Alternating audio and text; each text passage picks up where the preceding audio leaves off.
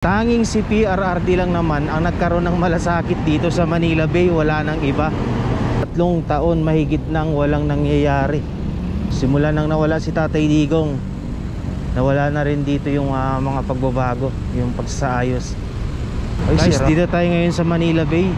Guys, so inayos ni PRRD ang Manila Bay. Pero sa loob ng 3 taon, wala pa siyang nagagawa dito sa Manila Bay. Para bang pinabayaan niya yung mga ginawa dito na pagbabago ni PRRD. Yan, katulad na lamang nitong CR na to na milyon-milyon ang halaga, pero hindi pa nagagamit ng taong bayan. Matagal na rin to dito. Noong time ni PRRD, kada hakot dito ng mga kung ano nung basura, inaayos agad to ni PRRD. Ngayon wala na. 3 taon mahigit nang walang nangyayari. Simula nang nawala si Tatay Digong, nawala na rin dito yung mga pagbabago, yung pagsaayos. Ay, sira na oh. Sayang naman. Ito po yung CR na sana sa pampubliko ito.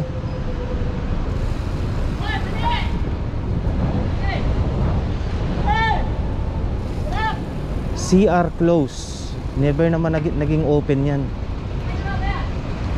Grabe no mga kababayan.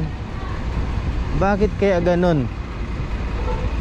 Ito, nasa kanan natin, souvenir shop to. Ito, souvenir shop to. Nung time ni PRRD, pinatayo din to.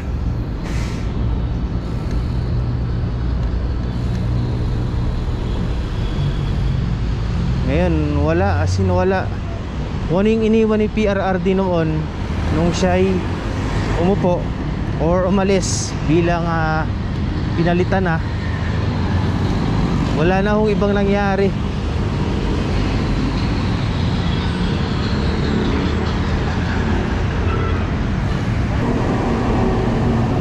Kayo po, tanungin ko yung mga nakadaan dito sa Manila Bay before PRRD's naging presidente.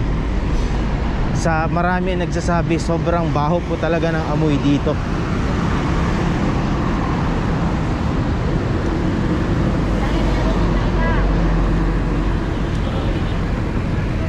Yan, ginawa ng sampayan yung mga ano rito. Nung time ni PRRD, inappoint niya bilang DENR Secretary si Roy A. Cimatu. Napakagaling ni Roy A. Cimatu. Kada hinaing ng netizen tungkol sa isang lugar, inaaksyonan niya agad.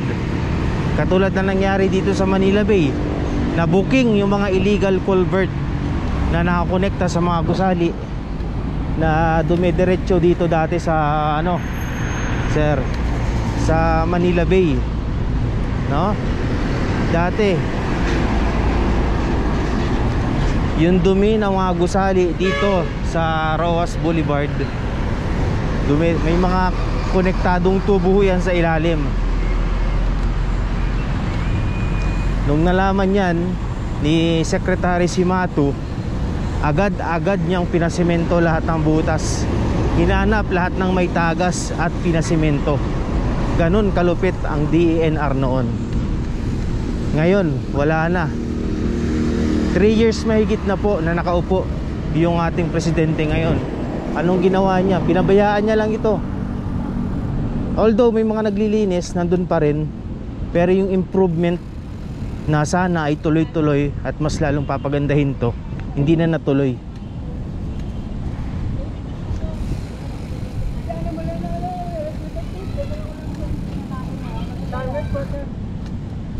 Ang ganda sana ng plano dito ni Tatay Digong, no? Kung nagtuloy-tuloy lang siya. Inayos yung dun sa may part ng US Embassy.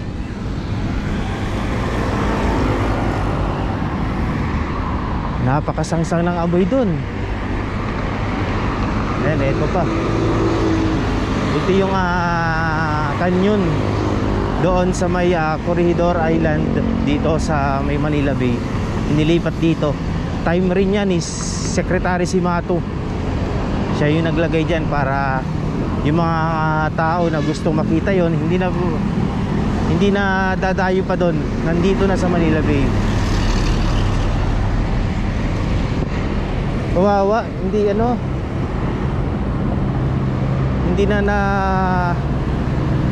na nagawa ng improvement itong Manila Bay na to. Napabayaan talaga. Sayang.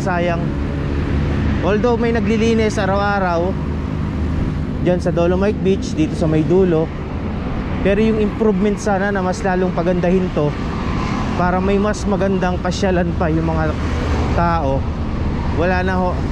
Pero dati nung hindi pa to inaayos ng Duterte administration, marami ho talagang tsaka nung wala pang pandemic, sobrang daming tao rito, umaga hapon. Nandyan, nagja-jogging, tambayan, to the point na nasisira, to the point na talagang nasasalaula itong Manila Bay, itong Manila Bay Walk. Dito na tumira yung iba, ginawa ng palikuran, napakadumi ng tubig, tapunan ng basura. So yun. Ngayon, continuous pa rin yung may mga nagbabantay, may mga gwardiya. Yun nga lang, yung improvement ba sa loob ng 3 taon at mahigit, wala pang nangyayari ho. Kung ano yung iniwan ni PRRD noon dito, yun pa rin, wala kayong makikitang pagbabago. Na-maintain lang yung kalinisan dahil may mga nakatalaga ho talaga naglilinis dito.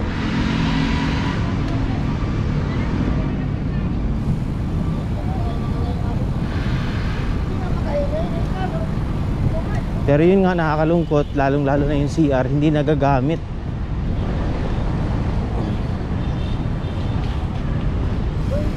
Ang ganda pa naman ng CR dito, ng comfort room, kasi modern siya.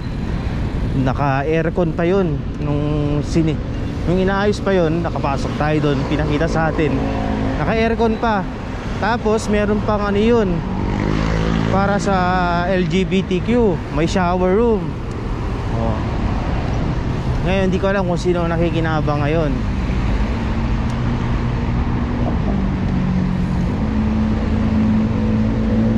Dati, nung hindi pa to inaayos, wala na yung mga halaman na yan. Kasi tinatapak-tapakan niya ng mga tao. Yan, pinabakuran niya ni PRRD. Yan, yung bakod na yan. Si Secretary Simato ng DNR noon ang nagbakod niyan. Hanggang ngayon nandyan pa rin. Yun nga lang, yung improvement sana, yun yung wala, no? Na mas pagagandahin pa sana, para mas maging maayos. Pero wala ganun pa rin yung nakikita natin.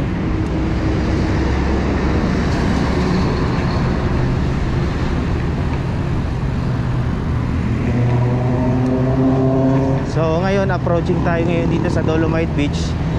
Dolomite Beach, sabi nung iba, ilang buwan lang daw yan, maanod na. Hanggang ngayon, matatag at nandyan pa rin, diba?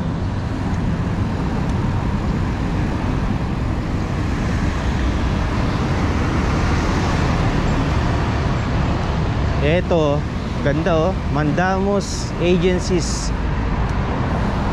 Ano ba to? Office. Ayan. So ito yung mga ahensya na nagsama-sama para tugunan yung paglilinis dito sa Manila Bay noon. Ito, meron ding isa pang pinatayo rito.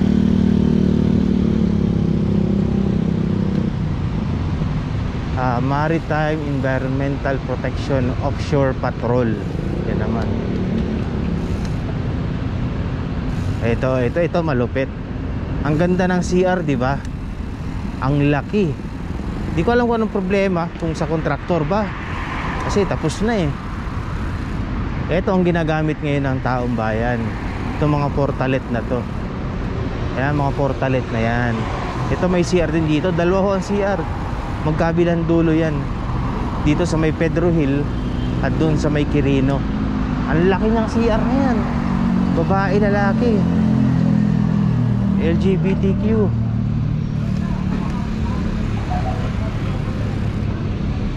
Uy, maraming ano pala ngayon. Mukhang maraming basura.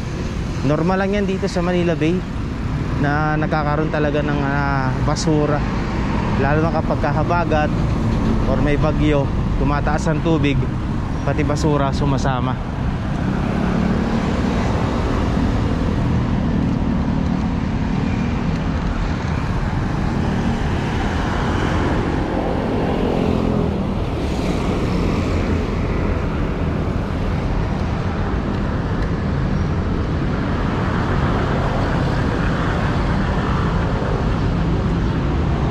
Ay nako, akala ko itutuloy pa naman niya yung lahat ng mga nasimula ni PRRD, pero wala nangyayari. Lahat tayo nabudol. Lahat tayo nabudol.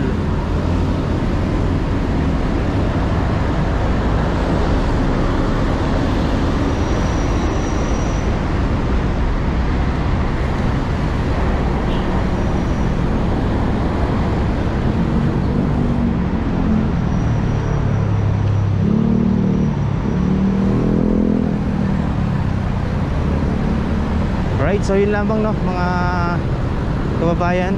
Ingat tayong lahat. Bye bye.